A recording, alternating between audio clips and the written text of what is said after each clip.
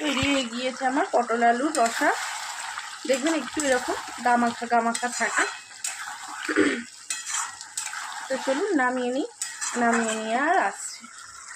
নমস্কার, আমি আবারও চলে এসেছি একটা রেসিপির সঙ্গে। আজ করব পটলের রসা। এই পটলের রসাটা আপনারা অনেকেই খেয়েছেন।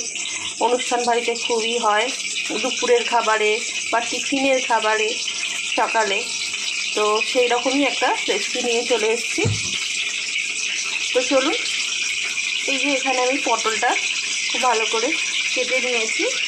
এখানে আলু ডুমো ডুমো করে কেটে নিয়েছি। এখানে আছে ধনে পাতা, টক দই, পেঁয়াজ, টমেটো, আদা রসুন পেস্ট।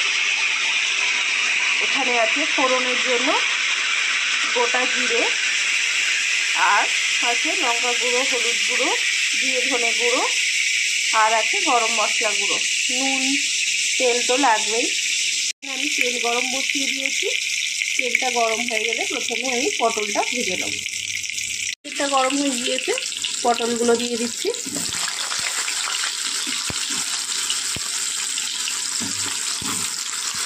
পটল দিয়ে দিয়েছি। এর মধ্যে এবার আমি অল্প হলুদ আর অল্প নুন দিয়ে এটা খুব ভালো করে লাল করে ভেজে নেব। তো চলুন পটলগুলো লাল করে ভেজে নিয়ে আসছি।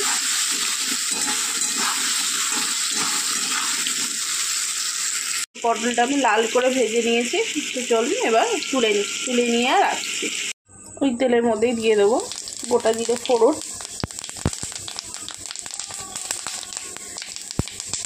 তেল খুব গরম, তাই বেশি সময় লাগলো না ফোড়নটা ভাজতে। এবার এর মধ্যেই আমি দিয়ে দেবো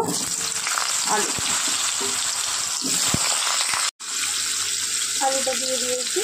এবার এর মধ্যে দিয়ে দেবো পরিমাণ মতো নুন। পেঁয়াজটা একটু পরে দেবো, প্রথমে আলুগুলো আমি একটু লাল করে ভেজে নেব।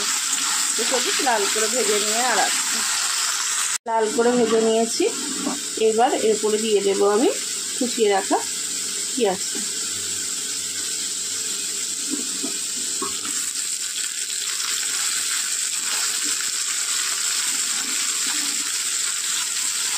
পেঁয়াজটা দিয়েও আমি একটু ভেজে নেব 2 মিনিট।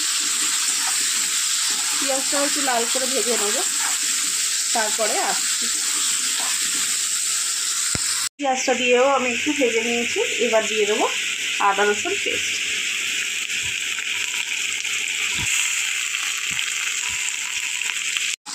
আদা রসুন পেস্টটা দিয়ে একটু নাড়িয়ে চাড়িয়ে নিয়েছি।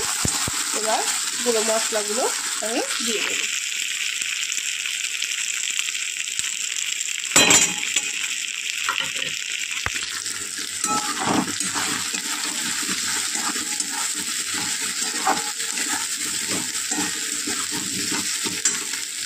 এখন টমেটোটাও দিয়ে দেবো।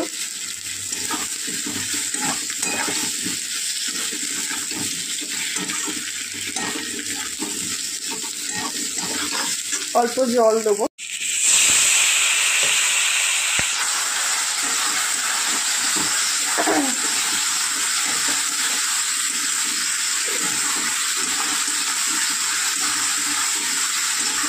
অল্প জল দিয়ে একটু কষিয়ে নেবো।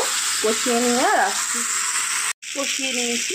এবার দিয়ে দেবো টক দই। টক দইটা কিন্তু আমি অল্প জল দিয়ে আর ফেটিয়ে রেখেছিলাম।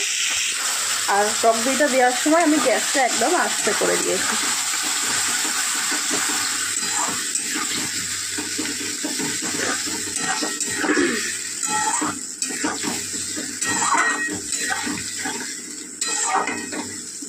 আবারও কিছুক্ষণ কষিয়ে নেবো আমি।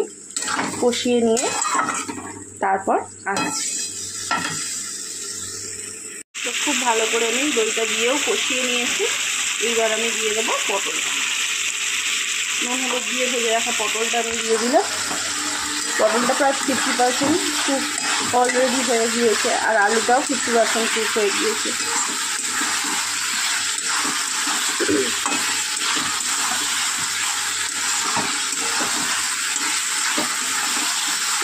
এবার আলু পটলটা দিয়ে আমি একটু কষিয়ে নেব। কষিয়ে নিয়ে আর আসছি। কষিয়ে নিয়েছি। এবার আমি দিয়ে দেবো পরিমাণ মতো জল। এই তরকারিটা খুব একটা ঝোল হবে না, গামাখা হবে। তো চলুন এবার ঢাকনা দিয়ে হতে দিই।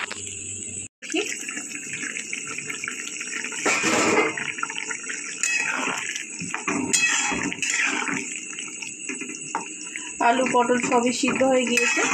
এবার আমি দিয়ে দেবো কুচিয়ে রাখা ধনে পাতা।